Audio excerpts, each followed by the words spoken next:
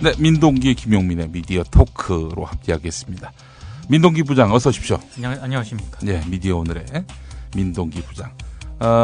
사실은 진짜 이 웃는 낯에 침 뱉을 수 없다 이런 말이 있는데 침 많이 맞았어요. 우리 민동기 부장 지난주에 너무 웃음소리가 크다고. 그렇습니다. 예, 웃음서부터 비호감을 사고 있습니다. 네. 예, 우리 민동기 부장 어서 오십시오.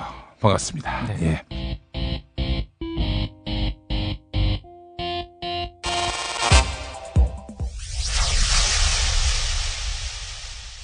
2002년 대선 당시 MBC는 선거방송 프로그램 준칙을 마련했는데 핵심 내용은 이러합니다. 공정한 방송을 통해서 국민의 신뢰와 사랑을 받는 국민의 방송으로 자리하겠다는 것이 문화방송의 다짐입니다. 일방적인 폭로와 주장은 사실 여부를 추적해 진실을 밝히도록 노력할 것입니다. 그런데 2012년의 대선은 어떠했을까요? 무소속 안철수 후보의 박사 학위 논문이 다른 교수의 논문을 상당 부분 표절했다는 의혹이 제기됐습니다. 의학 박사 학위가 사실상 안철수 후보 경력의 출발점이어서 사실로 드러날 경우 파문이 커질 것으로 보입니다. 현원섭 기자의 단독 보도입니다. 대선을 코앞에 둔 가운데 제기한 안철수 후보에 대한 표절 의혹, 사실은 어땠을까요? 네, 안철수 후보의 논문 표절 의혹을 조사한 서울대가 이 표절이 아니라고 공식 발표했습니다. 방송의 생명은 공정성입니다. 이 준칙을 밝힌 분, 말씀은 아주 훌륭합니다. 이 말씀을 하신 분은 MBC 뉴스 김종국입니다. MBC 신임 사장에 김종국 대전 MBC 사장이 선임됐습니다. 방송문화진흥회 이사회 투표와 주총을 거쳐 선임된 김종국 사장은 1981년 MBC 기자로 입사해 LA 특파원과 경제부장, 정치부장 등을 거쳤으며 MBC 기획조정실장과 MBC 경남 사장을 역임했습니다.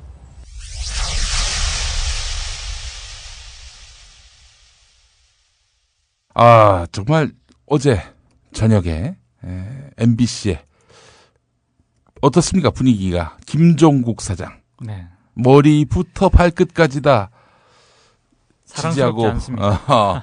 지지하고 환영하는 분위기가 아닌가 봐요. 전혀 아니에요. 지금 어쩌면 MBC의 여러 변화와 개혁을 기대하셨던 분들한테는 최악의 카드가 지금 선택이 됐습니다. 아니 김재철 인맥이다 이런 얘기죠? 인맥 정도가 아니라 아바타라고 지목이 됐었죠. 네. 예. 근데 박문진 이사회 과반수 이상 찬성을 얻었다고 하는데 이른바 친정부 쪽 이사들이 몰표를 던진 거군요. 그렇죠. 결집을 했다고 봐야 되는 게 일단 여권 추천이 6명, 야권 추천이 3명 이런 상황에서 일단 5표가 딱 나왔을 때 개표를 중단을 했거든요. 예. 과반이 넘었으니까. 뭐 더 해봐야 소용이 없지. 더 해봐야 소용이 없으니까 사실은 이게 과반이 쉽게 넘을까 이렇게 예상을 했었는데 예상했던 것보다는 굉장히 빠르게 과반이 나와서 아무래도 좀 여권의 표가 좀 결집이 된 게 아닌가 이렇게 지금 분석을 하고 있습니다. 예. 야권은 최명길 후보를 선택했죠? 그게 약간 헷갈리는데요. 예. 애초에 그 예상은 그러니까 처음에 이제 그 4명으로 압축이 됐을 때 그러니까 구영회 전 사장이 올라갔잖아요. 예. 근데 이 구영회 사장은 여권 이사들 쪽에서는 나올 수 없는 표거든요. 그래서 이 표가 야권 이사들 쪽에서 나온 게 아닐까 이렇게 생각을 했었는데 예상했던 것보다는 최명길 후보가 굉장히 표가 안 나왔다고 이렇게 봐야 될 것 같습니다. 지난주에 우리 민동기 부장 이야기로는 어디론가부터 이야기를 들었기에 결국 사장 공모에 응한 것 아니겠는가. 그렇죠. 이런 추측을 했는데 완전히 빗나간 추측. 완전히 빗나갔고 MBC 내부에서도 이건 완전 약간 의외다.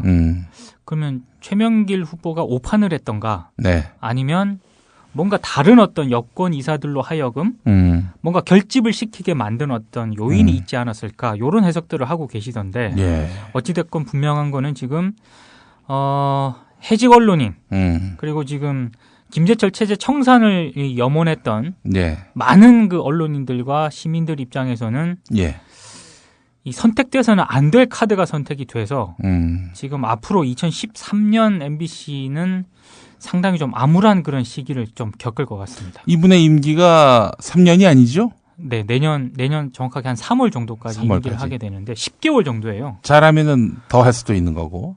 연임을 당연히 노리겠죠. 예. 그러니까 연임을 노리기 위해서는 또 지금 뭐 정권의 의중이라든가 뭐 방문진 이사들의 어떤 그런 분포 이런 걸 감안을 했을 때 아마 좀 획기적인 그런 무슨 개선책이 나오기를 기대하는 건 좀 어렵지 않을까 이렇게 생각을 하고 있습니다. 예. 저는 솔직히 그 최명길 가능성이 있다라고 지난주에 우리 민 부장이 말씀하셔가지고 네. 조금 기대를 했는데 네. 뭐 전혀 아니게 돼서 혹시 그 권력층에서 MBC 기자 최명길이 아니라 탤런트 최명길을 사장감으로 모색을 했는데 최명길 씨가 응모하지 않는 바람에 안 된 게 아닌가. 사실 뭐 그런 해석도 하기도 하더라고요. 그러니까 그 어찌됐든 최명길 후보가 보도국 기자들의 지지를 받고 있는 건 분명하고요. 예. 근데 이게 사장의 이번에 그 결정되기 전에 예. 박근혜 대통령하고 친분이 있다. 네. 이런 게 좀 알려졌었거든요. 아무래도 그 정치부 기자 오래 했으니. 그렇죠. 뭐 두루두루 네. 뭐 친분이 있을 것이고. 그런 게 알려지면 보도국 기자들의 지지를 받고 있긴 하지만 예. 낙하산 논란을 지금 불러올 수 있단 말이죠. 예. 그래서 어떤 그런 측면들이 좀 여권 이사들에게 좀 가만히 된 게 아닌가 이런 네. 해석이 하나 있고 또 네. 하나는 아무래도 이 김재철 사장을 이 선택한 그 사람들이 지금 방문진 이사들이거든요. 예. 그러니까 어찌됐든 싫든 좋든 간에 예. 김재철 사장 체제를 이어갈 수 있는 이런 후보를 선택할 수밖에 없었을 것이다. 예. 뭐 이런 해석들이 지금 나오고 있더라고요. 예. MBC 노조의 반응이 궁금합니다. 강력하게 반발하고 출근 저지 투쟁을 하겠다. 이런 분위기는 아닌 것 같아요. 그런 분위기는 아닌 것 같아요. 뭐 MBC 정상화를 위한 7대 과제를 제시했다고 하니 네. 또 제2의 김재철 전철을 밟지 말라 이렇게 촉구를 한 걸로 보니 일단 사장으로서는 인정하겠다. 추이를 지켜보겠다. 뭐 이런 거 아닙니까? 그렇죠. 근데 이제 일단 약간 두 갈래가 있는 것 같아요. 네. 그러니까 하나는 좀 강력하게 좀 반대 투쟁을 좀 전개해달라는 그런 여론의 좀 흐름이 분명히 있긴 있어요. 그러니까 어차피 지금 김재철 체제가 계속 시즌2로 이어가는 그런 양상이기 때문에 MBC 노조가 지금까지 이 투쟁해온 이런 전력 등을 봤을 때 또 한 번 결집을 해서 김재철 시즌2를 좀 반대 이렇게 제동을 걸 수 있는 그런 역량을 좀 발휘해야 되는 것 아니냐. 그러려면 뭐 출근 투쟁이라든가 뭐 이런 걸 강력하게 전개를 해야겠죠. 그런 흐름을 기대하는 뭐 이런 여론이 하나 있는 반면에 또 하나는 이게 현실적으로 어렵다. 왜냐하면 아무리 이 김종국 지금 내정인재 사장이 됐지만 이 절차상으로 문제가 있는 게 아니거든요. 절차상으로 전혀 문제가 없고. 김재철은 뭐 문제가 있었나? 그리고 또 하나는 이 투쟁할 수 있는 동력이 예전 같지 않다. 그게 제일 중요한 그렇죠. 거지. 그런 측면 때문에 아마 MBC 지금 전국 언론노조 MBC 본부 입장으로서도 어떤 그런 수위 조절을 할 수밖에 없는 그런 상황이지 않을까. 뭐 또 요런 또 해석을 하시는 분도 있고. 아무튼 오늘 전반적으로 MBC 여의도 분위기는 상당히 좀 안 좋았습니다. 근데 사실 김종국 사장을 본 말이죠. 김중배 사장 때는 정치부장. 그렇죠. 이 MBC에서 정치부장이란 자리가 뭐 아무나 시키는 자리는 아니잖아요. 그렇죠. 엄기영 때 기획조정실장. 그런 걸로 봐서는 뭐 이 양반은 뭐 굳이 김재철 사람이다. 또 이명박의 사람이다. 이렇게 규정하기보다는 그 시대에 충실하게 살려고 노력한 사람이다. 이렇게 보는 게 적합하지 않을까요? 아마 정확하게 그렇게 보는 게 정확할 겁니다. 그렇기 때문에 그렇죠. 뭐 예를 들면 김재철 체제를 계속 계승한다. 아니 김재철한테 지가 뭐 빚진 게 뭐가 있어? 없잖아. 아니 물론 나는 뭐 이걸 뭐 김종국 사장을 기대한다 이런 건 아니고 기본적으로 그렇습니다. 전 사실 박문진 6대3 이 구조서부터 느낀 건데 이게 사실 MBC가 결국에는 권력의 전리품 아닙니까? 그렇죠. 무슨 공영방송이야, 공영방송이. 이런 현실을 보면서 MBC에 뭐 김종국만이겠습니까? 제2, 제3의 김종국이 뭐 대부분일 거란 말이죠. 그렇죠. 그 시대 그 권력에 충실을 해야 된다. 그게 가장 적합한 처세술이다. 모두가 다 마키아벨리가 되는 거야, 한마디로 얘기해서. 근데 사실 저는 김종국 뭐 지금 사장이나 네. 안광한 뭐 부사장은 어찌됐든 이 김재철 사장 체제에서 같이 책임을 져야 될 그런 인물이기 때문에 예. 저 개인적인 생각은 가급적 이 두 사람은 안 돼야 된다라는 생각을 가졌는데 사실 엄밀히 말해서 예. 그럼 다른 후보들은 괜찮느냐? 꼭 그렇지만도 않거든요. 예. 사실 뭐 김재철 사장을 비판하는 뭐 그런 사람들은 얼마나 많습니까? 예. 지금 시점에서. 근데 정작 그 김재철 사장 체제 하에서 김재철 사장의 어떤 여러 가지 그 오류들을 비판하고 MBC에 나아갈 방향에 대해서 직언을 하고 고민을 하는 그런 MBC 언론인들이 과연 얼마나 될까? 예. 사실 이 부분에 대해서는 고민을 좀 해봐야 되거든요. 예. 그 부분에 대해서는 사실 뭐 김종국 사장이나 뭐 최명길 후보나 뭐 구영애 전 사장이나 네.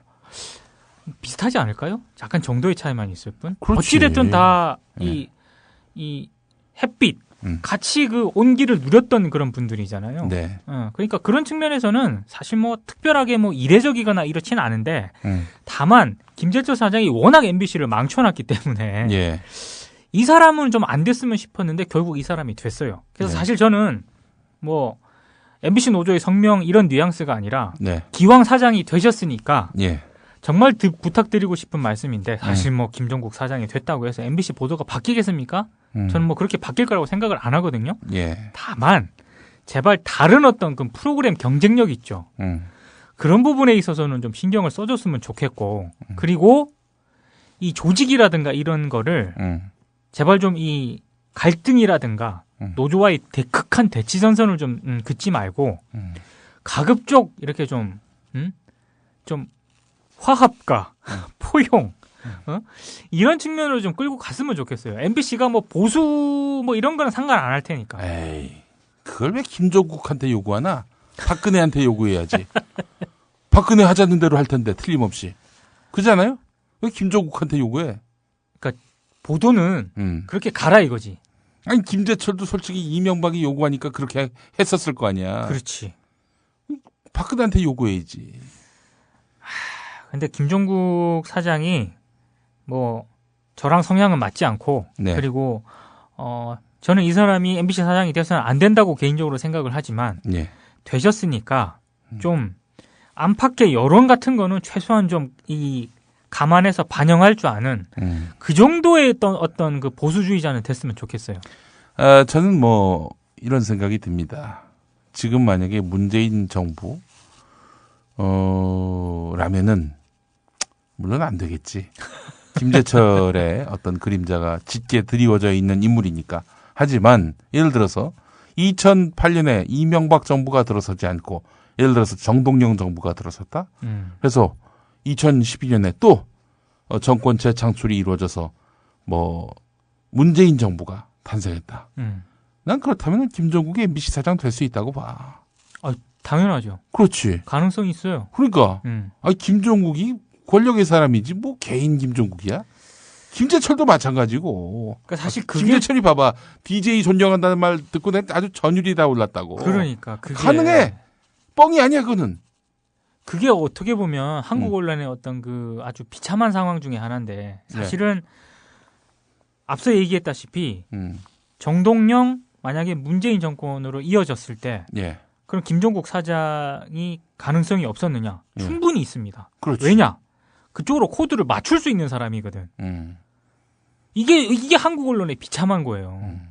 저는 그게 지금 MBC에 어찌 보면 MBC뿐만이 아니고 뭐 KBS도 물론이고 SBS도 물론이고 그 한국 방송이라든가 언론이 처한 근본적인 한계가 여기 있는 게 아닐까. 언론인으로서의 어떤 원칙과 정도가 없어요.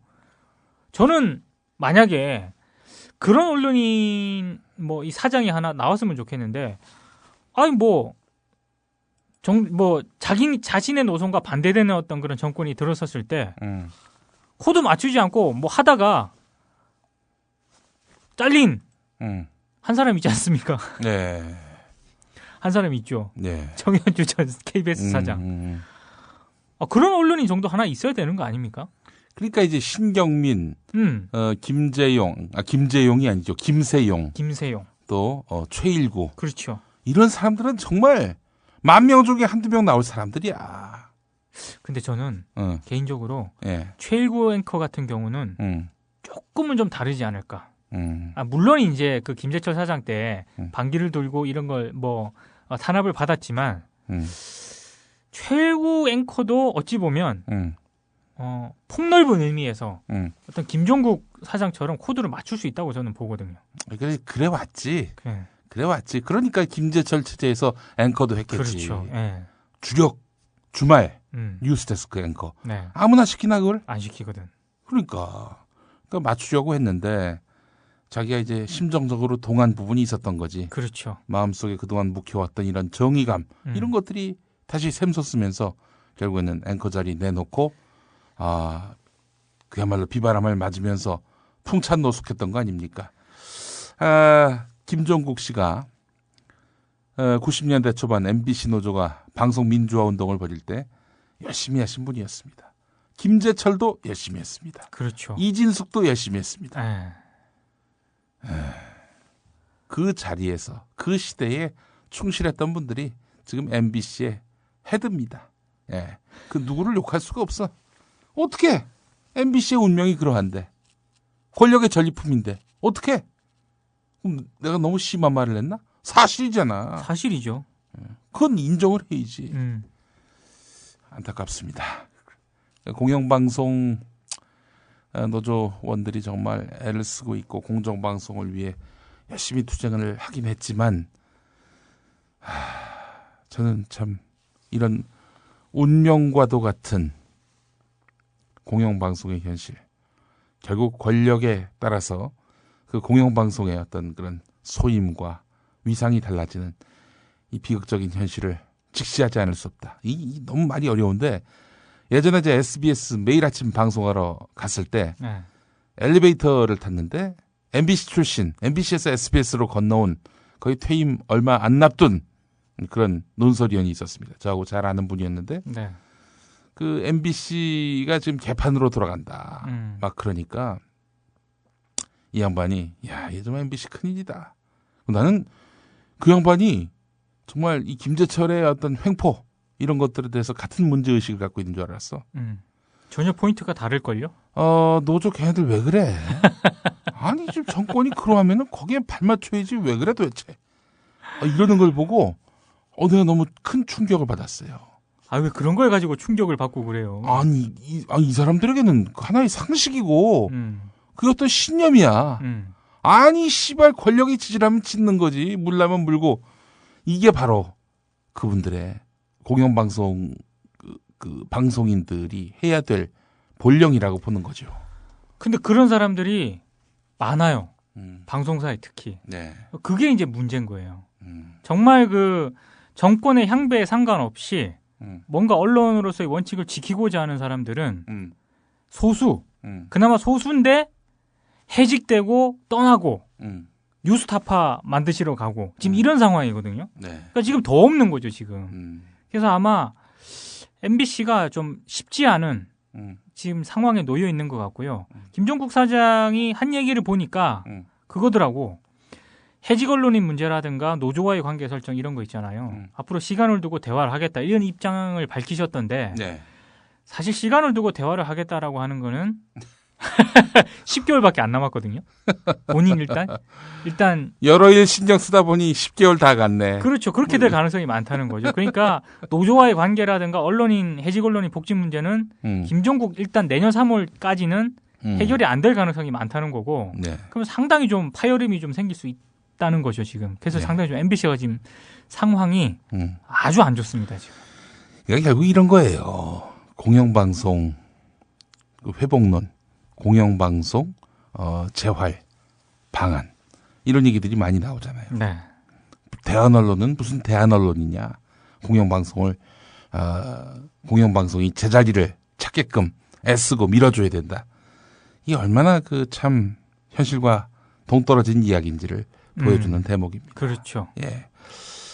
저는 그래서 또 다른 대한 매체가 나와서 공영방송이 못하고 있는 그런 부분에 보도까지 전담함으로써 공영방송으로 하여금 결국 견인하게끔 공영방송이 야 쟤네들은 저런 보도하는데 왜 우린 이거 보도 안 하냐 라면서 내부적인 각성이 일어나가지고 결국 그 공영방송을 추동할 수 있도록 하는 일을 해야 된다는 점에서 본다면은 그래서 대한매체가 옳다고 보는 거예요.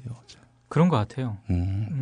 더 이상 덩치 크거나 어떤 거대 언론 매체의 변화를 계속 아니 변해주면 좋죠. 네. 제 역할을 해주면 그거야말로 금상첨화인데 네. 그렇게 못하고 있는 그런 상황을 계속해서 개선되기를 바라면서 이렇게 지켜보는 것만은 좀 아니라고 생각을 해요. 네. 네.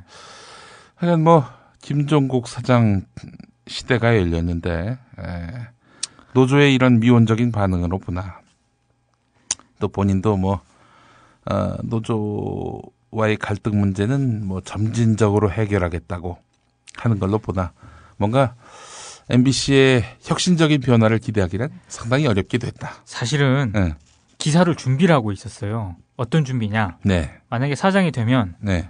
앞으로 이제 MBC가 해결해야 될 여러 과제들이 있지 않습니까? 예. 그러니까 준비를 하고 있었죠. 근데 딱 되고 나서 MBC 관계자분들한테 이제 막 전화를 했거든. 예. 대부분의 반응이 뭔지 아십니까? 뭐라고 합니까? 야, 김종국이 됐는데 뭔 과제 물 건너 갔어. 사실 그런 반응들이 너무 많아서 기사를 분석 기사나 전망 기사를 쓸 수가 없었어요 지금. 네. 다들 뭐 멘붕 상태인 것 같더라고요 지금.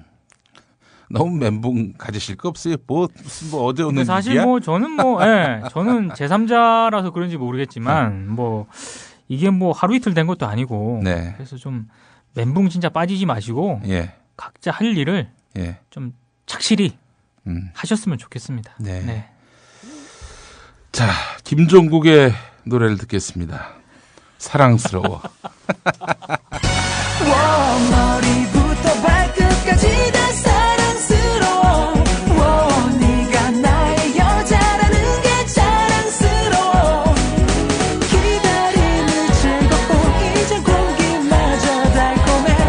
그렇게 우리 사랑해. 한 가지만 약속해. 세상 끝날 때까지 나에게만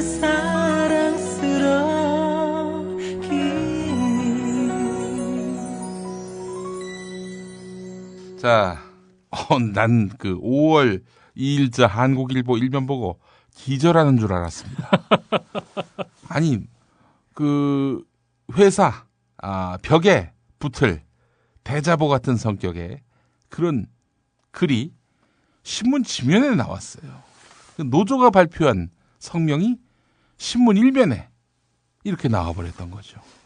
지금 사실 그 내용도 게다가 사주를 맹렬하게 비난하는 그런 내용이었습니다. 그러다가 예. 그게 네. 이 판수를 바꾼다 그러죠. 예. 나중에 빠졌어요. 판가리 할 때. 판가리 할 때. 그래요? 그러니까. 다른 기사로 대체됐어요? 아니 이렇게 그 공간이 예. 빈 상태로 나갔어요. 야, 그렇다면은 굉장히 이례적인 거죠. 그 굉장히 도드라질 텐데 빈 도드라져도 공간으로 남겨놓은 것 자체가 사람들도 하여금 막 궁금증을 불러일으킬 거 아니에요. 근데 사실은 그 빈 공간보다 네. 저는 아침에 신문을 쫙 보잖아요. 그 한국일보를 봤을 때 그 충격은 네. 신문을 우리가 잠시 잘못 봤나? 네. 이런 생각을 할 정도로 이게 아침에 회자가 됐었거든요. 예. 사실 이게 한국일보가 굉장히 운이 좀 없어요. 예. 왜냐하면 예. 한국 언론 사상 초유의 사태거든요. 글쎄 말이에요. 이거는 진짜 신문사에 남을 일이야, 이거는. 근데 그게 MBC에 밀린 거야, 지금. MBC 밀렸다. MBC 사장 선출 때문에 밀려서 이 초유의 사태가 거의 지금 주목을 받지 못하는 이런 어떤 불운에. 저는 솔직히 얘기해서 MBC 사장 선임보다도 이 한국일보에 이런 문제가 더 관심이 있어요. 생각해보세요. 우리나라는 뭐 신문이든 방송이든 일단 사주가 있으면은 그 사주의 어떤 그런 정서와 시국관과 또 행태에 따라서 그 신문이나 방송에 그 어떤 정체성이 규정이 됩니다. 그렇죠. 그런데 그 사주를 비난하는 내용의 글이 신문 일면에 게재됐다. 이건 진짜 이건 정말 역사에 기진하는 사건이에요. 그렇죠. 자, 우선 좀 하나하나 한번 짚어보도록 하겠습니다. 일단 그 왜 비난을 했는지를 좀. 일단 그 한국일보 노조가 있습니다. 예. 정확하게 얘기하면 전국 언론 노조 한국일보 지부. 언론 노조 산하군요. 산하 지부인데 예. 이 한국일보가 경영 상황이 이 수년 전부터 계속 안 좋았어요. 뭐 이 일반인들은 잘 모르시겠지만 이 언론계에서는 상당히 좀 한국일보가 부도가 나는 것 아니냐 이런 얘기들이 심심하면 한 번씩 이게 떠올랐었거든요. 그만큼 경영 상황이 안 좋은 그런 상황이었는데 이 한국일보 지부 비상대책위원회라는 게 꾸려졌어요. 이게 왜 꾸려졌느냐?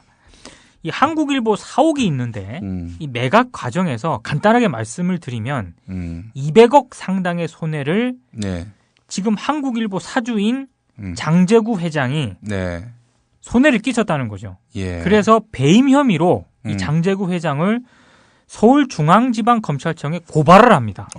이게 4월 29일이에요. 배임 내용이 뭡니까? 그러니까 이게 건물을 팔고 매각을 하고 이런 과정에서 건물을 왜 팔겠습니까?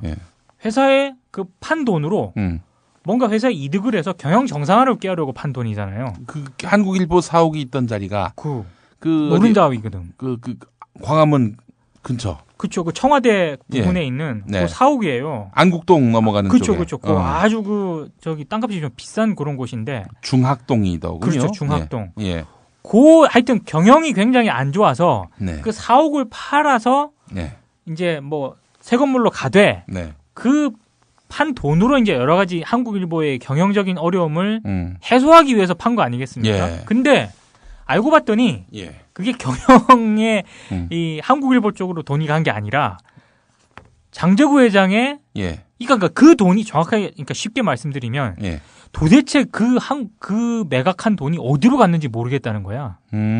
어디로 갔냐 이거야. 뭐 증자 자금으로 썼다는 얘기가 있잖아요. 그러니까 증자 자금으로 썼고 이게 그 돈 과정이 굉장히 복잡해요. 근데 복잡한데 간단히 말씀드리면 그 회사 돈을 삥땅 쳐가지고 지가 먹었다? 그렇지. 그런 의혹도 하나 있고 한국일보 노조의 총합적인 얘기를 그러니까 쉽게 말씀을 드리면 이것저것 따져보니까 200억 정도가 지금 사실상 어디로 증발했는지 모르겠다. 그러니까 이건 회사에 손해를 끼친 거고 그거를 이제 밝히라라고 요구를 한 거예요. 근데 장제구 회장이 정확하게 뭐라고 얘기를 못 한 거지. 그러니까 이제 검찰로 고발을 했어요. 그러면 이제 검찰에서 수사를 할 거 아닙니까?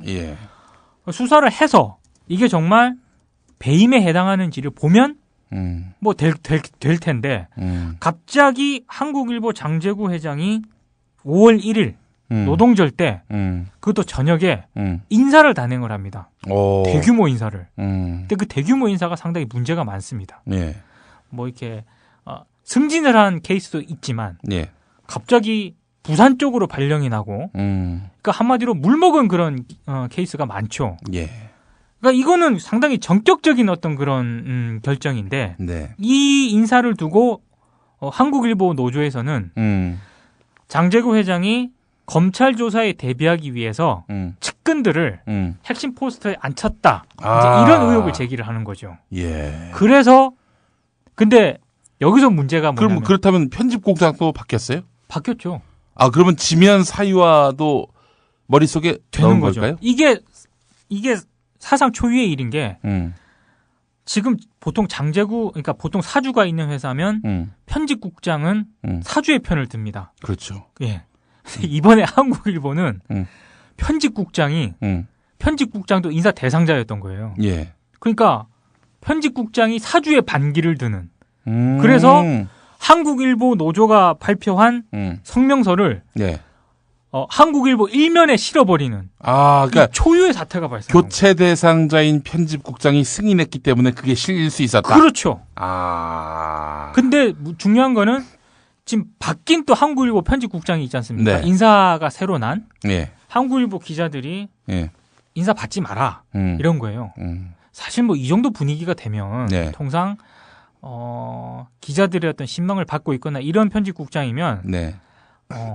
안 하거든요. 근데 새롭게 이제 편집국장에 임명된 분께서 예. 자기는 편집국장을 하고 싶다 이렇게 얘기를 했답니다. 근데 지금 이제 편집국장 하지 마. 다른 쪽으로 이제 인사 대상이 난 이 편집국장은 계속 있는 거예요. 네. 기자들과 함께. 그러니까 편집국으로 왔잖아요. 새 편집국장이. 예. 앉아 있으니까 이제 못 들어가는 거야. 지금 아주 기묘한 상황이 벌어졌고 지금 5월 2일 날 예. 한국일보 편집국에서 비상총회가 열렸고 예. 상당히 좀 한국일보 기자들이 예. 장제구 회장 출근 저지를 하겠고 파업도 불사하겠다 이런 상황이 된 거예요. 예. 근데 사실은 어떻게 보면 지금 한국일보의 이런 상황이 예. 일반인들 입장에서는 뭐 경영 악화되고 뭐 지네들 싸움일 수도 있다 이렇게 얘기를 하는데 예. 사실 그렇게만 보면 문제가 아니거든요. 심각한 문제예요. 심각한 문제고 예. 사실 아까 김용민 씨도 얘기를 했지만 사주가 있는 이 어쩌면 족벌 회사거든요. 족벌 회사. 예. 족벌 회사에서 족벌 언론에서 예. 이런 식의 어떤 간부들까지 가세한 이 저항이 일어났다고 하는 것 자체가 상당히 한국일보에서 끝날 문제가 아니라 예. 다른 어떤 언론에 미칠 여파까지 굉장히 큽니다. 이게 이 한국일보 상황을 조금 주시를 해볼 필요가 있는 것 같아요. 예. 이게 단순히 경영 악화에 따라서 이 한국일보 사태가 뭐 지금 계속 악화되긴 했지만 예. 지금 이 싸움이 어떤 식으로 정리가 되고 어떤 식으로 매듭이 지어질 건지는 상당히 한국 언론, 다른 언론에 미치는 여파가 클 수도 있기 때문에 예. 좀 이 방송을 들으시는 분들도 한국일보 기자들의 지금 이 싸움을 예. 좀 주시를 하셔야 될 것 같습니다. 사실 1984년까지 말이죠. 중앙일간지 가운데 1등 신문이 바로 한국일보였습니다. 예. 지금은 조중동이 시장을 한 60% 이상 점하고 있었지만은 당시 1등은 한국일보였어요. 그렇죠. 자, 그런 한국일보가 언제부터 내리막길을 탔느냐? 바로 장제국 회장 때다. 이렇게 보는 것이 네. 정확할 것 같습니다. 그렇습니다. 이 양반, 그 96년 미국 카지노에서 186만여 달러의 돈을 빌려서 도박한 의혹을 샀던 네. 그런 인물입니다. 이때부터 하여튼 한국일보 경영이 크게 흔들리기 시작했습니다. 그렇죠. 자, 그리고 그의 형이죠. 지금 장제구 회장. 네. 이 양반도 지금 한국일보 돈 200억 이거 어디다 썼는지 그렇죠. 분명하게 해명을 해야 되는데 해명하지 않고 있습니다. 네. 자기 돈 들여서 메꾸겠다 했는데 메꾸지도 않았어요. 그렇죠. 사실은 지금 그러니까 한국일보 이 대주주가 바뀌는 어떤 그런 문제. 그러니까 어떤 특별 이 기업하고 그런 문제를 좀 이 논의를 하고 있었대요. 근데 이게 논의가 제대로 안 된 거죠, 지금. 근데 논의가 안 된 이유 중에 하나가 무리하게 지금 한국일보를 그러니까 흔히 말해서 인수한다 그러죠. 네. 그 인수하는 그 기업한테 예. 좀 무리한 요구를 했다는 그런 얘기가 있어요. 한국일보를 매각하려고 했던 모양이죠. 왜냐하면 워낙 어려우니까. 그래서 그 무리한 요구를 어떻게 해석을 하느냐면 애초 장제구 회장이 팔 의사가 없었던 거 아니냐. 예. 그런 얘기까지 나오고 있는 상황이거든요. 그러니까 사실 뭐 이런 전문적인 얘기까지 들어가면은 이 들으시는 분들은 재미가 없으신데 어찌됐든 지금 이 한국 언론계 사상 굉장히 초유의 사태가 발생을 했다는 점이고, 예. 요게 지금 간부들까지 가세를 해서 예. 상당히 좀 재미있게 돌아갈 것 같습니다. 지금. 네. 흥미롭습니다. 일단 한국일보 5월 3일자는 어떻게 나왔을까요? 방송은 5월 3일에 나갔는데 저희가 방송 녹음은 5월 2일 밤에 하고 있습니다. 네.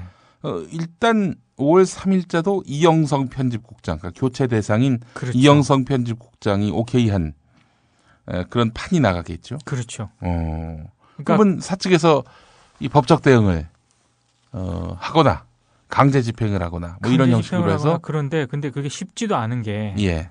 거의 편집국의 절대적인 기자들이 예.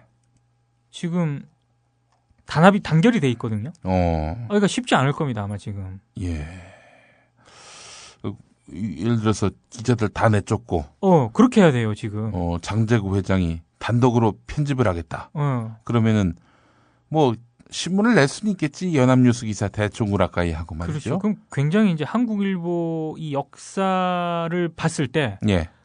굉장히 치욕적인 그런 어떤 그런 날로 기록이 될 것 같습니다. 회장 한 명 그만두는 게 훨씬 나을 텐데. 그렇죠. 그런 파행까지 겪으면서. 네. 사실은 예. 저는 한국일보 이 사태에서 예. 좀 한국 언론 이른바 그 사주가 있는 네. 회사 언론사들이 예. 이 한 가지 좀 명심해야 될 게 있는데 사주가 있는 회사들은 지금까지 경영 평가를 받은 적이 없습니다. 그러네요. 아니 왜냐하면 책임지고 운영을 해왔잖아요. 네. 그럼 만약에 한국일보 같은 경우는 이 정도 지금 경영 상황이 악화가 되면 책임을 지고 물러나야 됩니다. 당연히. 다른 일반적인 회사에서 보면. 근데 한국일보는 물론이고 조중동 중에 네. 경영이 악화됐다고 책임지고 물러난 사주 보셨어요? 물러나면 큰일 나지. 그런 상황, 그런 불행한 상황을 미연에 방지하기 위해 경영평가를 안 하는 거 아닙니까? 그렇습니다. 사실 그런 거에 대해서 그 사주가 있는 언론사 기자들이 상당 부분 암묵적으로 동의를 해왔거든요. 예. 근데 이제 한국일보 기자들은 이제 거의 일어선 거죠, 이게. 이게 굉장히 좀 의미가 있다고 보거든요, 이 싸움이. 자, 이제 이런 상황인데. 네. 근데 한 가지 걱정스러운 게 있긴 해요. 네. 이 사주가 과연 책임을 지고 물러난다고 해서 이 한국일보 경영 상황이 그럼 정상화 되느냐? 그 다음이 또 문제예요. 그렇죠. 그 다음이 문제거든, 지금. 그럼 또 그 창업 2세들. 1세가 장기영. 그렇죠. 사장 아니었습니까? 네네. 그 이제 2세들이 장강재, 장제국, 장제구. 그렇죠. 그 다음 누가 하느냐? 그러니까 누가 하느냐라는 문제보다 조카 장중호? 그분은 이미 중앙일보 사람도 있잖아요. 그렇죠. 한번 네. 이제 장제구, 장제국, 장강재 이 사람의 이제 조카인 장중호 씨가 그렇죠. 일간 스포츠를 맡았는데 맞아요. 이 숙부들하고 사이가 안 좋아가지고 일간 스포츠를 따로 떼내서 이제 독립을 했단 말이죠. 그렇죠. 그 지금은 또 중앙일보 품에 안겨가지고 중앙일보의 거의 뭐 자매 신문이 돼버렸습니다. 그래서 그렇죠. 이제 이 스포츠 신문 일간 스포츠가 그동안 한국일보의 그래도 효자 상품이었고 네. 그랬는데 없으니까 그래서 그냥 뭐 급히 만든 게 또 스포츠 한국 아닙니까? 그렇죠. 무료 신문. 네. 네. 저는 사실 아니 무슨 스포츠 신문이 왜 이렇게 많나 따져봤어요. 스포츠 서울 있죠, 일간 스포츠 있죠, 스포츠 조선 있죠, 또 스포츠 한국, 스포츠 한국도 있죠, 스포츠 동아 있죠, 스포츠 뭡니까 그 왜 세계일보가 내는 스포츠 월드도 네. 있죠. 지금 줄 잡아 또 경향신문이 내는 스포츠 경향. 벌써 7개야. 근데 요즘 줄어든 거예요. 한때는 국민일보도 막 스포츠 신문 스포츠 내고. 투데이. 네, 조이준이가. 난리 아주. 근데 이제 이런 신문들을 왜 이렇게 만들어내나 봤더니 한겨레 기자가 얘기해 주더라고. 일단 상가에서 경향신문 하나 떨러오는 것보다는 경향신문 플러스 스포츠 경향. 그렇게 이렇게 와줘야 그 구독이 된다는 거야. 동아일보도 마찬가지고. 그래서 스포츠 동아 만든 거 아닙니까? 그렇죠. 한겨레는 그럼 스포츠 한겨레 뭐 이런 거 만들 생각 없냐 했더니 그런 고민이 실제 있었대. 다 하죠. 언론사들은. 네. 그리고 항상 보시면 알겠지만 어디 뭐 미용실을 가든가 네. 어디 뭐 병원을 가든가 네. 이렇게 하면 대기할 때 뭐 이렇게 놓여 있잖아요. 네. 거의 조중동이거든요. 예. 근데 중앙일보를 받아보는 그런 가게를 가면 예. 항상 일간 스포츠가 같이 껴 있습니다. 그게 뭘 말하겠습니까? 예. 같이 넣어준다는 거거든요. 예. 예. 항상 그렇게 상수를 하죠. 예. 하여간 뭐 그랬지만은 이 우리나라 최초의 스포츠 신문 일간 스포츠를 만든 곳이 바로 한국일보였고, 그렇죠. 이 한국일보가 그래서 사실은 70, 80년대 초반까지 아주 뭐 정말 신문으로서는 정상의 그 탑 클래스를 유지했고, 그 여진이 미국 교포사회도 그렇죠. 남아있더라고. 미국 교포사회에서 가장 많이 나가는 신문이 바로 한국일보입니다. 미주 한국일보가 있거든요. 글쎄 말입니다. 네. 지역마다 뭐 뉴욕, 시카고, 뭐 LA 다 있어 보니까. 그리고 한때 사세가 조중동이 한참 번창할 때도 예. 한국일보가 언론계 육군 사관학교라고 그랬어요. 육군 사관학교. 언론계 사관학교라고. 왜냐하면 훌륭한 기자들이 다 거기서. 훌륭한 기자들이 한국일보를 거쳐서 경력 기자로 다른 언론사로 가는 거예요. 그러니까 굉장히 이 기본기가 탄탄하게 훈련이 돼 있다라고 이렇게 평가를 받았었는데 그런 역사와 전통을 가진 한국일보가 지금 굉장히 조금 위기 상황에 지금 가 있는 거죠. 그러니까 한국 언론이 지금 전반적으로 문제인 게 네. MBC도 지금 예전에 방송사 중에서 가장 훌륭했다고 평가를 받지 않았습니까? 그렇죠. 지금 저렇게 됐잖아요. 네. 한국일보도 지금 계속 그렇게 되고 있거든요. 위기인 것 같아요. 그나마 지금 한국일보가 왜냐하면 전체적인 이 신문 판도에서 봤을 때 너무 보수 편향적인데 그나마 한국일보가 중도라고 생각해요. 예, 중도 노선이었거든요. 맞습니다. 근데 지금 저렇게 되면은 지형 자체가 또 굉장히 좀 어렵게 될 수도 있어요. 지금 네. 박근혜 정부 하에서 한국일보가 제자리를 찾지 못하게 되면 네. 너무 이 편향적으로 이념적으로 쏠릴 수가 있기 때문에 상당히 좀 걱정스럽게 지금 보고 있습니다. 한국일보를 보면 말이죠. 정말 그 부끄럽지가 않습니다. 다른 신문을 보면 좀 부끄러워요. 얼굴이 좀 뜨끈뜨끈하고 말이죠. 근데 한국일보는 누굽니까? 그 예전에 그 논설위원실장 했던 강병규인가? 강병태 논설. 그 사람 글 빼놓고는 다 훌륭해. 그렇죠. 사실 뭐 꽤 읽을 칼럼들도 많고요. 네. 특히 서화숙. 그렇죠. 그 누님은 나한테 아이돌이야. 네. 한국일보의 아이유야, 아이유. 정말. 그 글이 참, 그 양반은, 뭐랄까. 예전에 그래서 서화숙 위원께서 CBS에 매일 그 전화로 칼럼을 하셨어요. 맞아요. 변상욱의 시사잡기에서. 그렇죠. 예, 그때. 그거 정말 애청했습니다. 방송도 꽤 잘하십니다. 잘하십니다. 네. 교통방송 진행도 했었는데. 진행도 하셨어요? 요즘은 안 하시더라고요. 그러니까. 뭐 하여튼. 어쩐지. 언론사에 속해 있으면서 타 언론사 가서 뭐 진행한다는 건 쉬운 일이 아닌데. 그렇죠. 어쨌든 그런 훌륭한 언론인들이 많이 있었던 강병태 씨 빼고 그런 한국일보였습니다. 이런 한국일보가 최근에 완전히 이렇게 사주가 엉망이니 사주가 개판이니 이렇게 또 위기를 만나게 되네요.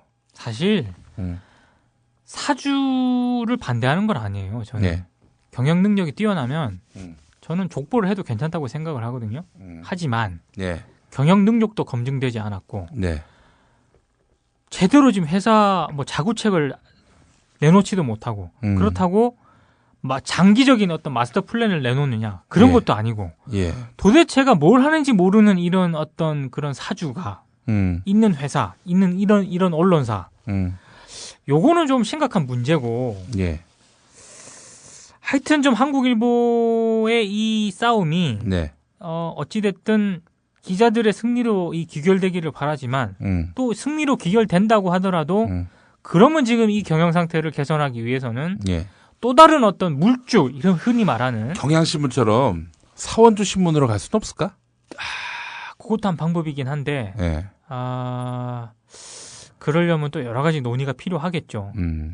기본적으로 근데 그 경향신문이 가능했던 게 경향신문이 그 자산이 또 있었어요. 그렇죠. 예. 그렇기 때문에 사실은 사원주 신문으로 가도 좀 가능한 물적 토대가 있었는데 한국일보는 다 그냥 팔아버려가지고 그러니까 다 팔고 경영이 악화된 지 너무 오래됐어요 지금. 그러니까 누적된 그런 이 적자만 하더라도 굉장히 많기 때문에 상당히 좀 어려운 싸움을 하고 있는데 어찌됐든 좀 많은 분들이 좀 이 한국일보 싸움에 관심을 가져줬으면 좋겠습니다. 예. 오늘 지금 방송 녹음하고 있는 이 날도 MBC에 묻혀가지고 말이야. 예. 안타깝더라고요. 예. 그러니까 저는 이 사주라는 거의 신이지 뭐 그 직장에 몸담고 있는 이상은 신성불가침의 영역인데 이런 사주를 상대로 싸우는 이 언론인들은 전 존경합니다. 기본적으로. 네. 국민일보가 조영기 목사를 상대로 해서 노조가 싸웠을 때도 전 정말 열광적으로 지지를 했습니다. 부산일보 마찬가지고. 그렇죠. 예. 이 어떻게 언론사에 사주가 있어서 그 사주 눈치 보고 그 사주에게 발맞춰서 일신의 영달을 꾀하고 이게 너무 언론인의 비극 아닙니까 이게. 심각한 비극이죠 이게. 네. 네, 하여튼 한국일보 우리 기자들 힘내시고요. 하여튼 건승하시길 빌겠습니다. 그래서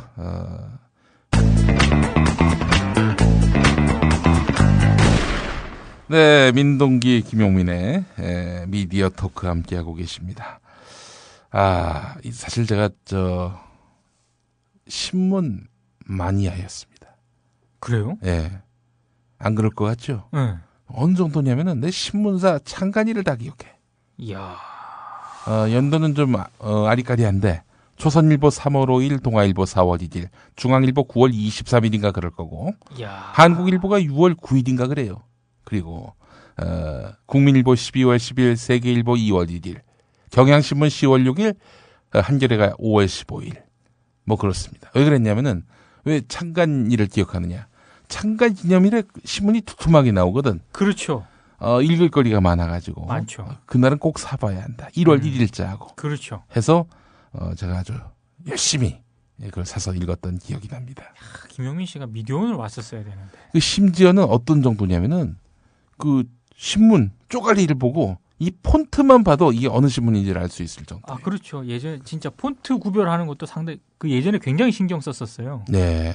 지금 뭐 한결체 한겨레 신문이 이런 걸 냈잖아요. 예. 뭐 하여튼 그 재미도 상당히 났었는데 예. 요즘은 신문보다는 많은 분들께서 이제 인터넷으로 뉴스를 접하시다 보니 조금 그런 맛이 좀 없어졌죠. 근데 신문의 미래 어떻게 될 거라고 보세요? 암울하다고 봅니다. 암울하다. 지금 언론인들끼리 그냥 이렇게 술 마시면서 하는 얘기는 이 신문 산업은 사양 산업이다. 근데 뉴스 산업은 사양 산업이 아니지. 그러니까 뉴스는 사양 산업이 아닌데 종이 신문의 미래는 굉장히 좀 암울하다고 봐요. 그런데 아직까지도 이 종이 신문이 있어야 광고주한테 먹히잖아요. 그러니까. 예. 근데 점점 그 광고의 어떤 비중, 광고주들이 중시하는 그런 비중, 이게 점점 세월이 지날수록 인터넷 모바일로 지금 넘어오고 있거든요. 네. 그래서 아마 좀 쉽지 않아요. 무가지가 처음에 나왔을 때 굉장히 오래 갈 거라고 예측을 했었거든요. 무료 신문. 예. 오래 못 가잖아요. 스마트폰 때문에 아주. 스마트폰, SNS 때문에 거의 맞았죠. 망했잖아요, 지금. 그래서 요즘에 일부 경제신문 한 뭐 2개, 3개 빼놓고는 나머지 경제신문 모두 얘기 듣기로는 광고주만을 위해서 종이신문을 찍는다는 얘기가 있어요. 아니. 한 10,000부 찍고 만대. 그렇죠. 예. 10,000부 찍어가지고 기업들 배달하고 끝난다는 거예요. 네. 그래서 이제 석간의 경제신문들이 덜어 있잖아요.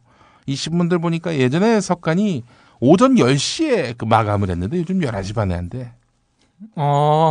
왜냐면은 지방에 뿌릴 이유도 없고 서울 시내에 기업들 뿌리면 되니까 한 11시 반에 마감해도 점심 나절에 찍어서 배달을 해도 뭐 전혀 문제가 없다는 거야. 그렇죠. 근데 옛날에는 가정 배달까지 해야 된다. 이런 가정을 한다면은 뭐 각 동네 그 수송 차량을 보내야 되는 거 아닙니까? 그렇죠. 각 동네 이제 차량을 신문을 실은 차량을 보내야 되는 건데 그러려면은 오전 10시도 빠듯하다는 거지. 근데 오전 10시에 신문을 찍으면은 아니 뭐 아침에 신문 나오고 뭐 얼마나 지나서 또 신문을 만드는 거예요. 그러니까. 조간 신문하고 차별이 안 되는 거야. 석간 신문을 아침에 만든다면은 석간 신문의 의미가 없는 거지. 뭐 하여튼 그럴 정도로 요즘에는 광고주를 위해서 한 10,000부 찍고 그래도 우리가 종이 신문을 찍는 일간지입니다 이러면서 이제 행사한다는 거예요.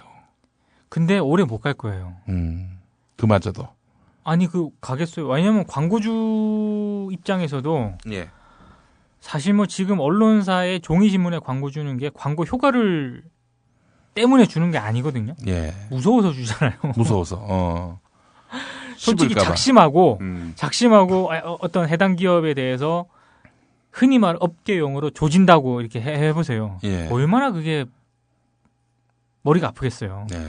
그런 어떤 보험용 성격이 짙다고 생각을 하는데 그것도 언론 환경이 계속 모바일 쪽으로 바뀌게 되면 네. 광고주들도 이제 결정을 하지 않겠습니까? 예. 그러니까 조금 종이신문의 미래, 저는 사실 종이신문이 가지고 있는 나름의 독특한 어떤 매력이 있다고 보거든요. 예. 근데 그건 이제 저의 생각이고 지금 젊은 세대 중에 도대체 종이신문 보는 사람이 얼마나 될까요? 없거든요. 거의. 그러니까 그런 사람들이 나중에 나이 든다고 다시 종이신문을 본다? 그건 쉽게 단정을 못할 것 같아요. 네. 그렇군요. 그러니까 지금 고민을 좀 한참 해야 됩니다. 저는 그래도 이 종이신문이 읽을만하다. 저도 그래요. 외면하기에는 내재된 가치가 상당하다. 그렇죠. 그러니까 저 국민 TV 뉴스 어떻게 뉴스를 만들 것인가에 대한 그런 고민들을 조합원들과 함께 한번 강구를 해가면서 참신한 뉴스를 한번 만들어 보려고 생각하고 있습니다. 예. 기대가 많이 또 됩니다. 성원해 주시고 네. 또 조합원으로 또 가입을 많이 해주셨으면 감사하겠습니다. 네. 2012년 겨울 뉴스는 없었습니다. 공정한 방송이 하나라도 있었다면. 지금부터 씨를 뿌리고 물을 부어주세요. 조합원 가입으로 할 수 있습니다. 국민TV는 2016년 총선, 2017년 대선 가장 강력한 공정방송이 되겠습니다. 민주주의의 가장 확실한 투자, 국민TV. 포털 사이트에서 미디어 협동조합 국민TV를 검색하세요. 아니 OBS는 어떻게 돼가는 거예요? 이 회사도 지금 그야말로 또 바람 앞에 등 뿌린 것 같던데 보니까. 근데 OBS는 사실 한국일보 정도 되는 그런 상황입니다. 여기도 답이 없죠, 사실. 사실 이게 백성학 회장 혼자 막 모든 책임을 뒤집었을 상황도 아닌 것 같고. 그렇죠. 만성적인 적자 아니었어요. 만성적인 적자기 때문에 정말 어떤 특단의 대책이 나와야 되는데 예. 사실 그게 백성학 회장 입장에서 봐도 예. 지금 OBS에서 특단의 대책이라고 할 만한 게 사실 돈 투자해야죠. 그 투자가 어디서 나오겠습니까? 예. 나올 때가 광고지 광고. 그러니까. 근데 광고가 되겠습니까 지금? OBS 전반적인 시청률이 굉장히 좀 낮은 편이거든요. 예. 그거 안 된단 말이에요 지금. 그렇다고 백성화 회장이 또 이렇게 수백억 이렇게 투자를 하면 좋지만 그게 한다고 OBS가 경영 정상화 되는 것도 아니거든요. 그러니까 이게 현실적인 딜레마가 분명히 있어요 지금. 이 언론계에서 아무리 중지를 모아도 사퇴 해법이 지금 쉽지 않기 때문에 인력 유출도 상당히 좀 심한 편이었고 지금까지. 그리고 지금 OBS 기자 PD들이 상당히 좀 뭐라 그럴까요? 무기력한 어떤 그런 디프레스. 그렇죠. 그런 상태이기 때문에 이걸 사실 OBS에게 전적으로만 맡겨둘 문제는 아니고요.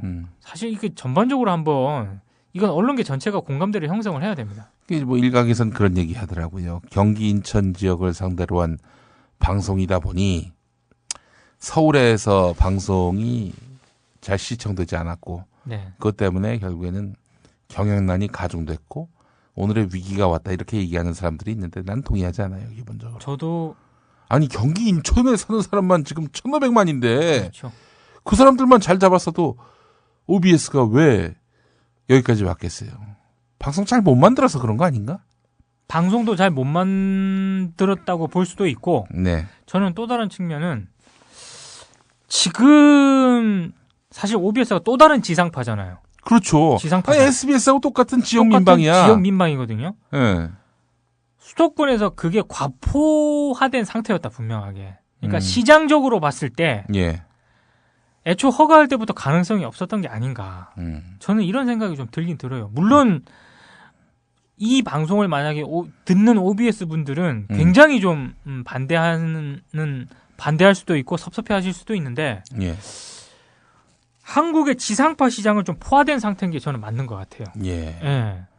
어떤 그런 시장적인 측면에서 조금 판단 미스를 한 게 아닌가, 정책적인 그런 입장에서. 저는 그런 생각이 좀 많이 들더라고요. 우리가 지금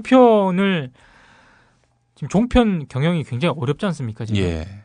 너무 많이 허가를 해줬거든요. 결국에 나중에 그 시장에서 문제가 될 겁니다, 분명히. 예. 마찬가지라고 생각을 하거든요, 지금. 그래서 그때 당시 허가와 관련했을 때 여러 책임 위치에 있었던 분들. 예. 그분들이 좀 책임을 좀 느껴야 될 것 같아요, 제가 봤을 때. 왜 허가를 해줬냐? 아니, 좀 면밀하게 검토를 했었어야 되거든요, 사실. 근데 ITV 없애고 경기 인천 지역에 어떤 민방이 필요한 거 아니냐, 이런 얘기가 나왔던 거였고. 사실 저는 개인적으로 그때 좀 고개가 갸우뚱했었거든요. 네. 과연 필요한가? 과연. 난 OBS하고 좀 특별한 인연이 있습니다. 뭐냐면은 OBS가 개국할 때쯤 해서 다시 CBS가 백성학 회장에. 그렇죠. 이거 미국 스파이 아니냐. 한마디로 이거 아니에요. 그렇죠. 그런 의혹을 제기했던 건데. 세게 제기했었죠. 저 같은 경우에도 이런 의혹이 규명되기 전에는 이건 OBS 안 된다. 사주가 있는 회사인데 그 사주가 대한민국의 어떤 국민으로서 마땅한 자주적 정체성을 갖지 못한 그런 사람이라면은 이거 문제 아니냐. 그러니까 이 의혹이 규명될 때까지는 이거 나는 지지할 수 없다라는 입장이었고, 그걸 어딘가에 발표를 했어요. 근데 그 당시에 OBS 희망조합에 ITV 희망조합에서 그렇죠. 이어진 거 아닙니까? 당시. 거기 소속된 어떤 분이 전화 와가지고 저한테 욕설을 퍼붓더라고요. 희망조합에 계신 분께서? 네, 그래서 내가, 아니, 당신 말이야. 아니, 어떻게 사주를 옹호할 수가 있느냐, 당신이. 노조 이름으로, 노조 활동하면서. 뭐라고 했더니 욕을 하더라고 그랬어요. 같이 욕했지. 막말 김용민 아니야. 막말 김용민한테 욕을 했으면, 아주 천배, 백배의 그런 막말이 또 돌아가지 않았겠습니까? 서로 언성을 높인 게 아니라 그냥 항의하면서 욕을 했어. 누구야 그 사람? 이름은 기억이 안 나는데 여하간 그래서 이제 그 뒤에 OBS에서 한번 출연을 한번 해달라고 가봤지. 예, 갔는데 내가 가면서 얘기했어. 내가 과거에 이런 글을 썼다. 여기 사이 안 좋다. 알고 날 섭외했냐? 얘기했더니 그건 문제가 없대. 근데 집에 가는 길에 전화가 왔어. 문제가 있다고. 그래 아웃됐어. 제작진의 판단 미스였구만. 그렇죠. 몰라서 연락했던 거지. 그 다음에 또 비슷한 사례가 있었어요. 연락이 왔어. 그때 지난번에 이런 일이 있었다. 그거 알아보고 다시 연락다오. 했더니 저희가 그걸 몰랐다고. 출연이 어려우시겠다고. 또 나가리가 됐어. 야, 뒤끝 참 길대. 그건 좀 문제 있다. 그래서 내가 세 번째 또 어딘가 연락이 와가지고 내가 막 욕을 했지, 내가. 물론 욕을 했다는 표현이 진짜 무슨 쌍욕을 했다는 것이 아니라 내가 막 뭐라고 그랬지. 뭐라고 했죠. 예. 당신 같으면 출연하겠냐고, 여기. 안 하는데요? 전 그래도 잠깐 프리랜서 생활을 할 때 OBS에 몇 번 출연했었는데. 예. 참. 근데 이제 하여간 OBS 상황을 보면서 느낀 건 뭐냐면은 사주에 대한 그런 태도를 보면서 그 사람 아니었겠냐 이거지. 희망조합의 어떤 ITV 내에서의 활동 이걸 보고 많은 시민단체들이 또 지지해줬고 또 후원해줬기 때문에 그렇죠. OBS가 태동했던 거 아닙니까? 네. 그런데 그 행동들을 보면은 그게 사주에 대한 정말 존경하는 마음이 있어서 그런 건지. 그런 비사가 또 있었군요. 있었어. 그래서 지금이야 하도 옛날 얘기라서 그걸 지금도 사감이 있다 이렇게 말하진 않아요. 또 OBS 처지가 또 그렇고. 나는 충분히 잠재적 성장 가능성이 있는데 이 OBS가 이렇게 나락으로 떨어지는 모습을 보면서 좀 안타깝더라고. 서울에 방송이 안 돼서? 그건 아니에요. 이런 얘기를 하잖아. 관악산에다가 송신소를 설치하면은 서울이 다 시청되는데 그러면은 OBS에 활로가 있었을 것이라고. 말도 안 되는 소리 하고 있어. 그건 아니에요. 아니 이게 플랫폼 때문에 이 방송이 잘 안 된 거다. 이런 얘기는 굉장히 무책임한 얘기고. 결국은 방송은 콘텐츠예요. 그럼요. 콘텐츠가 경쟁력을 가지면 콘텐츠가 경쟁력이 있었냐 이거지. 됩니다. 네. 그러나 냉정히 말씀드리면 OBS는 그렇게 콘텐츠 경쟁력이 강하지 않았다. 재미가 없었어. 그렇습니다. 네, 솔직히. 내가만 판단을 하자면은 프로 참 못 만들어요. 그거는 인정을 해야 돼. 스스로도. 남 탓하기 전에. 그 방송을 잘 못 만들어가지고 시장에서 퇴출당하면 퇴출당할 수밖에 없는 거지. 내가만 현실이야 이게. 이런 사실을 아프지만 받아들여야 됩니다. 못 만듭니다. 프로 참 재미가 없어요. 물론 나름 가치 있는 프로들을 몇 개 만들어가지고 상도 받고 그러긴 합니다. 근데 그것만으로 어떻게 방송을 해? 국민 TV 출범을 앞두고. 글쎄 같은 동종업계 종사자로서 동종업계라고 인정할지 안 할지는 모르겠습니다만은 적어도 OBS보다는 잘 만들 자신이 있습니다. 참 어떻게 지상파 방송이 말이죠. 예. 그 엄청난 전파 인프라를 갖고 말이지. OBS로부터 받을 후폭풍. 아유, 관계없어. 내가 이제 무서울 게 없어요. 그렇죠. 9시 뉴스에 몇 번 나와봐. 사람이 세상에 눈에 뵈는 게 없어. 난 그렇다고 OBS가 없어져야 된다고 생각하진 않아요. 아니죠. 구성원들이 생계도 있고 이런 부분도 있지만 잘 살릴 수 있는 방송이라고 보는 겁니다. 그렇기 때문에 프로 잘 만들라는 거예요. 안이하게 만들지 말고. 뭐야 도대체 지금 방송이. 못 봐주겠어 정말 솔직히 얘기해서. 그러게. 이 김구라 씨가 종편에서 지금 종횡무진하잖아요. 예. OBS에서도 진행을 몇 번 했었죠. 그렇지. 근데 거의 못 떴거든요. 그게 돌아가신 추진실 씨하고 맞아요. 진실과 구라. 네네네. 이게 사실은 이게 가능했던 게 추철한 사장 맞아요. 때 섭외를 해가지고. 근데 잘 못 살린 것 같아요 그거를. 너무 점잖게 갖고. 추철한 인맥 갖고 처음에 좀 반짝 장사를 했었지. 그렇죠. 근데 워낙 제작이 후지니까 프로가 전혀 못 사는 거예요. 예, 안타깝게도 그렇습니다. 그러니까 적어도 이제 시민단체나 또 뜻 있는 그런 지역사회 그런 인사들이 이렇게 밀어주고 또 세워준 방송이라면 거기에 부합한 기대에 부응하는 방송을 해야 될 텐데 상당히 기대에 부응하지 못하고 있다. 네. 냉엄한 현실입니다. 국민 TV 기대하겠습니다. 무거운 책임감을 갖습니다마는 정말 실망시켜드리지 않는 방송을 해야 되겠다. 이런 마음을 갖고 있습니다. 예. 자, OBS 얘기도 했었고 OBS 이야기 말고 RTV 뉴스타파 고발 뉴스 이걸 이제 편성을 했는데 드디어 이제 간섭의 손길이 미치는군요. 근데 그거는 참 얼마나 근데 RTV가 개국한 이래 방송 내용 갖고 시비 건 적이 없어 정부가. 없죠. 왜냐면 워낙 보는 사람도 적은데다가 그랬는데 뉴스타파 고발 뉴스가 탑재되는 순간부터 이제 감시의 눈초리가 들이닥치기 시작한 겁니다. 그렇죠. 예. 사실 일반인들 아직 일반 시민들은 RTV 아직 모르시는 분들 되게 많거든요. 시민 방송. 그렇죠. 사실 이 채널을 보면 이게 어떤 동네는 500 몇 번에도 잡히고 그래서 상당히 뒤로 가 있어요 번호가. 근데 이런 어떤 방송마저 감시를 하고 있다는 것 자체가 너무 방송을 못하게. 사실 저 개인 생각은 뭐냐면 뉴스타파나 고발 뉴스를 인터넷이라든가 이런 쪽으로 보시는 분들이 더 많다고 생각을 하거든요. 사실 이건 RTV의 이 프로그램이 방송이 된다는 거는 어찌 보면 이런 상징적인 그런 의미가 있는 거죠. 예. 방송을 통해서 이렇게 나간다고 하는 것. 근데 그거를 간섭을 하기 시작했다는 얘기를 듣고, 예. 야, 참 마인드 참 유심 마인드다 이거는. 예. 이 시민방송이 어떤 방송인지 좀 설명을 드리자면은 네. RTV, 예, 케이블 위성을 통해 방송이 나가고 있고요. 네. 케이블 TV마다 다 장르가 있지 않습니까? 그렇죠. 모든 장르를 다 할 수 있는 방송은 종편인데 네.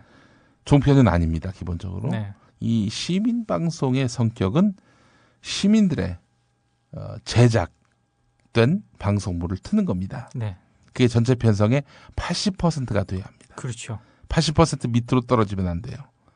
그러니까 시민이란 누구냐? 방송을 업으로 삼지 않는 일반인들입니다. 그렇죠. 이분들이 만들어내는 작품을 전체 편성의 80% 이상을 차지하는데 뉴스타파나 고발 뉴스 같은 경우는 일단 방송을 업으로 하는 그렇죠. 그런 매체로 이제 분류가 된다면 나머지 20% 안에서 이제 내보내는 그런 경우를 하겠는데 네. 문제는 뭐냐면은 여기 뉴스가 들어갔단 말이죠. 네. 뉴스 뉴스 보도물로 이렇게 분류를 하는 모양이에요. 아마 그걸 가지고 걸겠죠. 예, 그렇다면은 야, 니는 뉴스 할 수 있는 채널도 아닌데 왜 뉴스를 하냐?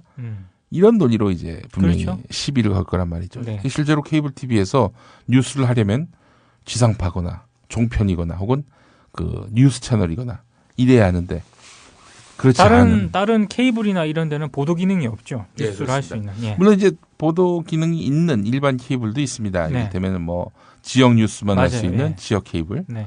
또 교육 보도만 할 수 있는 EBS. EBS. 네. EBS는 지상파죠. 네. 방송대학 TV도 마찬가지고. 아, 그렇죠. 네. 국회 내 뉴스를 다루는 국회 방송, 뭐 정부의 어떤 정책 홍보하는 KTV, 그리고 영어 뉴스를 하는 아리랑 TV. 아, 그렇지, 아리랑. 이렇게 합해 보니까 지역 민방 빼고 지역 민방을 하나로 보면은 SBS하고 OBS로 이제 적당히 본다면 TV로 뉴스를 할 수 있는 채널이 15개예요. 아. 15개.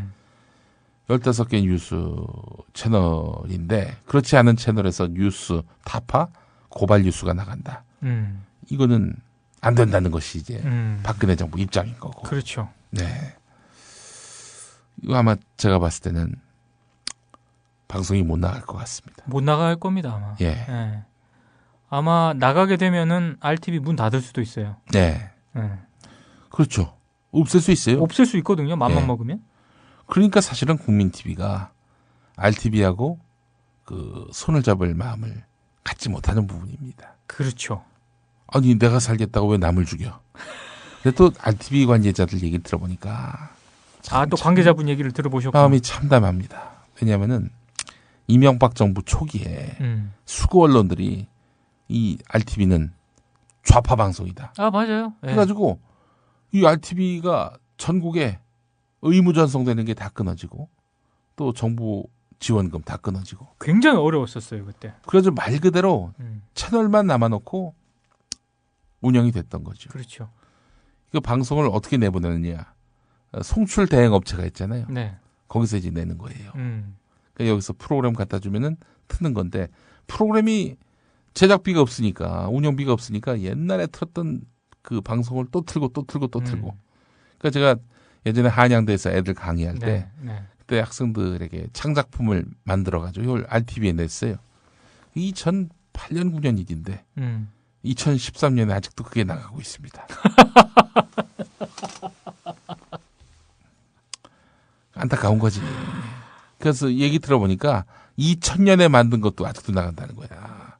아, 좀 상황이 심각하네요. 예, 물론 이제 물론 그 사이에 나갔던 거 다 내보내는 건 아니고 그렇죠. 예. 시의성 없는 것들 이런 것들 이제 내보낸다는 건데 문제는 만약에 뉴스타파나 고발 뉴스 같은 거 내다가 정부로부터 탄압을 받아서 방송국 문이 닫히는 이런 참사가 발생하면 어떻게 할 것인가 이렇게 물어봤더니 저희는 굶어 죽는 것보다는 총 맞아 죽는 게 낫습니다. 이런 마음을 얘기하시는데 마음이 짠하더라고. 이렇게 죽으나 저렇게 죽으나 마찬가지인데 기왕이면 좀 싸우다 죽는 이런 모양새가 낫다라는 얘기입니다. RTV의 현실이 얼마나 참으로 참담하고 아픈지를 알 수 있는 대목입니다. 뉴스타파나 고발뉴스가 왜 RTV에 방송을 내려 했느냐? 뭐 뻔하죠. 그렇죠. 텔레비전을 통해서 결국 이런 훌륭한 컨텐츠들이 이제 나가게 한다는 건데 인터넷에만 유통되기에는 아까운 컨텐츠들이 많죠. 네. 이제 그래서 이제 RTV를 통해 나간다는 건데 이게 계속 내보내도록 내버려 둘 각하가 절대 아니시죠. 그러니까 저는 그게 좀 답답한 게 만약에 뉴스타파나 고발뉴스에서 만든 이런 콘텐츠들이 하다못해 뭐 OBS나 이런 지상파에서 뭔가 나간다고 했을 때 정권이 반발하거나 이걸 못하게 하거나 이러면은 차라리 이해라도 하겠습니다. 근데 RTV 솔직히 많이 안 보거든요. 그런 것까지 이렇게 개입을 하는 것 자체가 딱 박근혜 정권이 지금 이 언론관이 어떤지를 정확하게 보여주는 거죠, 지금. 이것도 용납을 못 하겠다는 거 아닙니까, 지금. 아유, 참. 예. 똑같아. 이명박 정권하고. 여러분들 아십니까? TV조선에 저격수다라는 방송이 나가요. 요즘 제가 계속 주시하고 있거든요. 아니, 완전 누구의 변희재도 있고 말이죠. 장원재. 그 진성호까지. 네. 제가 봤을 때 그 프로 상당히 좀 위험한 것 같아요. 이거 완전히 보수의 이빨들만 모아놓고 방송하는 거 아니야? 종편 채널에서. 네. 아니 이거는 허용하고 이른바 진보 진영 혹은 반새누리당 진영에서는 단 1분도 나갈 수 없는 거 아니야 방송이. 그러니까. 아니 그것도 뭐 솔직히 얘기해서 뉴스타파가 뭐 무슨 저기 정파적 뭐 그 이해를 대변하나? 전혀. 언론의 어떤 그런 기본적 저널리즘에 충실한 그런 방송을 내보내는 건데 그거는 안 되고 뭐 편향적이다 뭐하다 이런 이유를 들면서 저격수단은 돼? 사실 저격수단은 굉장히 좀 위험한 방송이에요 정말. 예. 우리 시간 되면 다음번에 한번 합시다. TV조선 난 저격수다. 그거는 한번 딱 도마에 올려놓고 분석을 좀 해야 돼요. 네. 저런 게 어떻게 방송에서 저렇게 나가나 싶을 정도로 위험하더라고요. 네. 자, 그렇기 때문에 그래서 국민TV는 그래서 그런 고민, 걱정을 모두 다 벗어날 수 있는 좋은 방법. 그 좋은 방법이래봐야 유일한 방법입니다. 셋톱박스를 통한 뉴스 방송을 여러분들께 선보이겠다는 겁니다. 물론 조합원들을 상대로 셋톱박스를 보급하는 거고요. 조합원들이면 우리끼리 보는 거 아니야 한마디로. 그렇지. 문제가 없어. 자, 일반인들에게는 이런 태블릿 PC, 스마트폰을 통해서 내보내도록 한다라는 겁니다. 사실은 뉴스가 하루아침에 될 수 있는 게 아니기 때문에 뭐 수년간에 걸쳐서 취재 노하우, 팀워크 이런 것들이 필요하기 때문에 또 영상 지금 당장 시작하려고 하는 거예요. 그래 2016년 총선, 27년 대선에 영향력 있는 매체가 되기 위해서 저희가 지금부터 준비하겠다는 겁니다. 네. 자, 그래서 뭐 아니 무슨 뭐 플랫폼도 변변치 않으면서 무슨 국민 TV냐 이러는 분들이 있는데 어쩌자고 그러면 하지 마. 저격수다나 보자고. 지금 와서 어떻게 하지 마. 아니 저격수다나 보자는 얘기인지 난 그분들에게 물어보고 싶어요. 그래 물론 걱정해주는 마음은 이해하는데 해야 될 거 아니야 뭐든지 지금. 시민방송 통해서 내보내는 일도 당연히 해야 되겠지만은 이런 어떤 그 탄압과 간섭으로부터 벗어날 수 있는 기본적인 방패막도 만들고 그 방패막 안에서 뉴스를 잘 만들 수 있는 역량을 키워내고 아니 하자는데 왜 이렇게 사람들이 말이야. 시비 거는 사람이 많아요? 많았지 처음에. 지금은 그런 얘기를 안 하더라고. 역시 라디오나마 뭔가 콘텐츠가 계속 나오고 이러니 뭐 소리를 많이 안 하더라고. 이 진보 진영은 보면은 이게 문제예요. 말만 많아. 노 액션 토크온이야 정말. 물론 뭐 이런 거 하는데 너희들 왜 간섭을 하느냐, 비판하냐, 반대하냐, 뭐 이렇게 항변을 하는 건 아니고 대안을 찾는 노력들에 대해서 그렇게 뭐 매도를 하진 않았으면 좋겠다. 이게 제 솔직한 심정입니다. 왜 니들이 그 주체가 돼가지고 하냐? 이런 얘기겠지. 아니 니들이든 나든 백묘든 흑묘든 뭐든 해야 될 거 아니야. 그런 의미에서 본다면 여러분들 조합원 많이 가입해 주시기 바라겠습니다. 아 오늘 국민 TV 오늘 컨셉인데 진짜.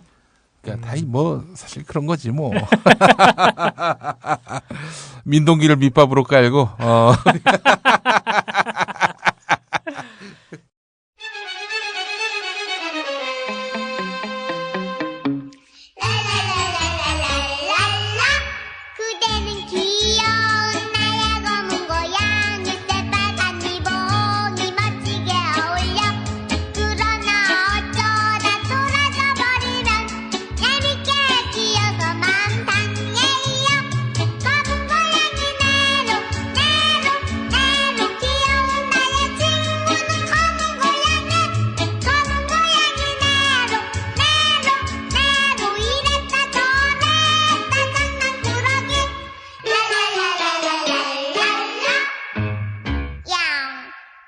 사실은 오늘은 나 이 사람 얘기는 꼭 하고 가려고 했어요. 그러시죠. 예.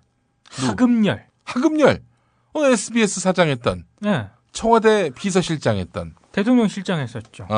요즘엔 다시 비서실장이지만 이명박 때는 대통령 실장이었죠. 지금 아무것도 아니에요. 지금은 자유인. 실업자. 그렇죠. 예. 자유인인데 예. 이 하금열 전 대통령 실장께서 예.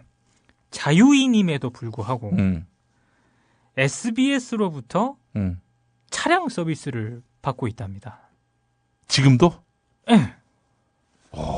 왜 이래? 그러니까 SBS 쪽 얘기는 예우 차원에서 편의를 봐준 거다. 이렇게 얘기를 하는데 네. 아니 뭐 SBS에서 지금 직함을 가지고 있는 것도 아니고 단지 전 사장을 역임했고 전 대통령 실장을 역임했다는 이유 하나로 이렇게 해도 되는 것인가? 특히 엉뚱한 의미의 전관예우네. 그렇죠. 이게 지난 3월 중순부터 편의를 위해서 SBS 차량 서비스 소속 운전기사 그리고 제네시스 차량을 지급을 했답니다. 이걸 왜 난 하는지 모르겠는데 SBS 관계자 얘기가 이래요. 저는 이것도 잘 이해가 안 갑니다. 예. 하금열 전 사장이 운전을 못한답니다.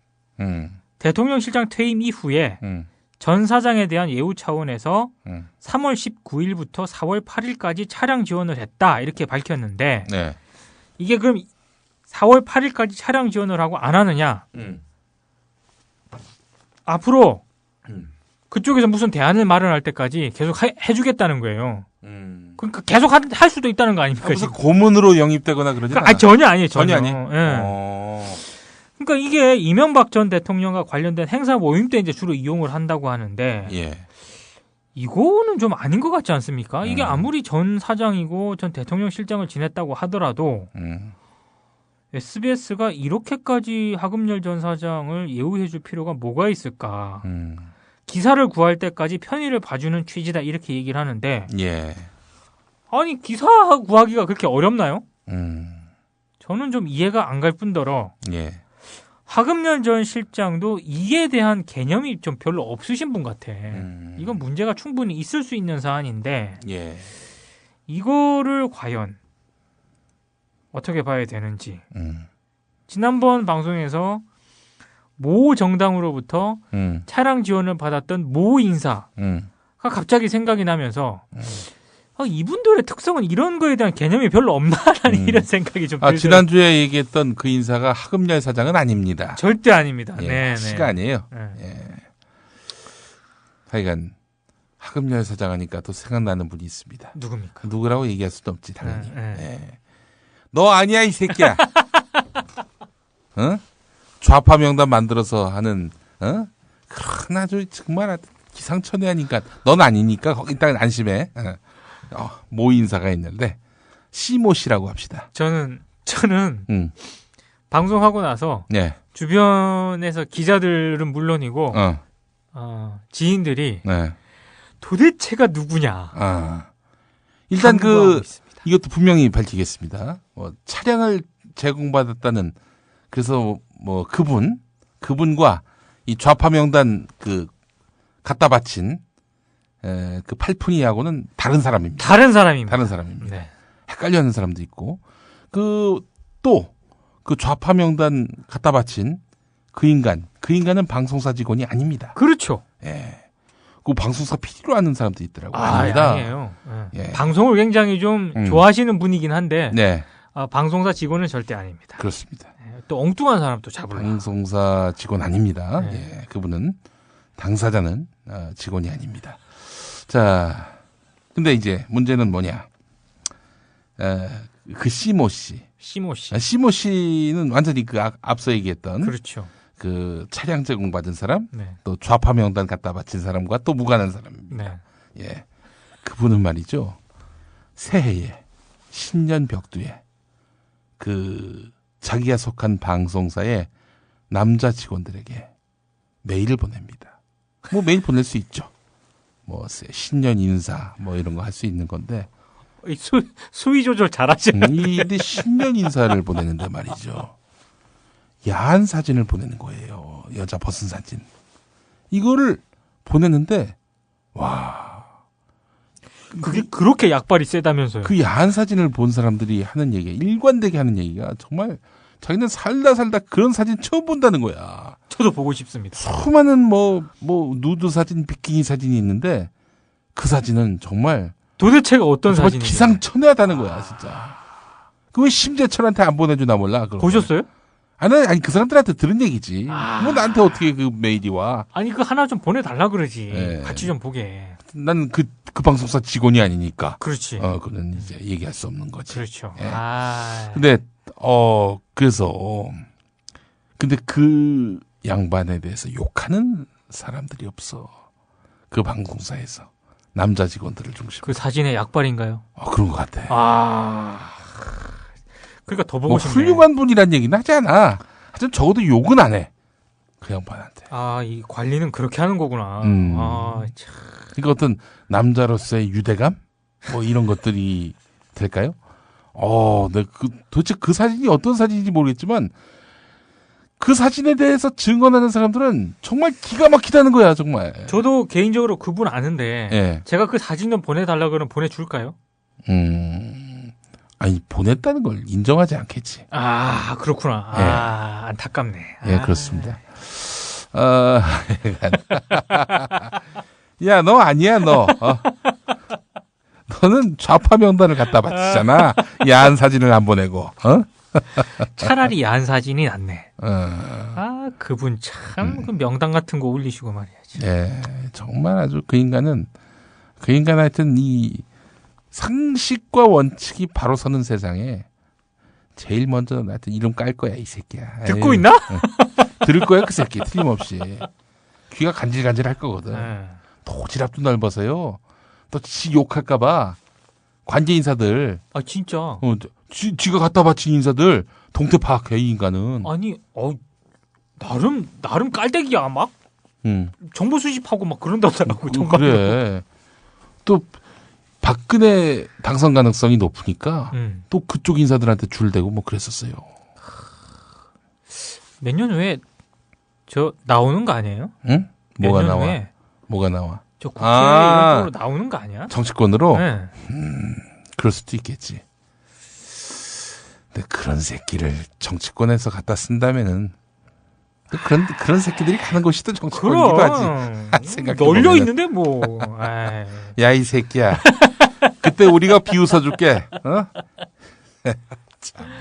여의도에 당신의 행적을 알고 있는 사람들이 꽤 많습니다. 네, 여의도라 하면 방송가를 말해. 너만 모르는 것 같아. 이 인간은 지는 고고하고 훌륭한 줄 알아요. 주제 파악을 좀 빨리 하셔야 되는데. 못해. 구제불능인 것 같아. 야, 전화 한번 해라. 근데 넌지 아닌지 내가 그건 얘기해 줄게, 내가. 그래요. 용민 씨 전화번호 알걸요?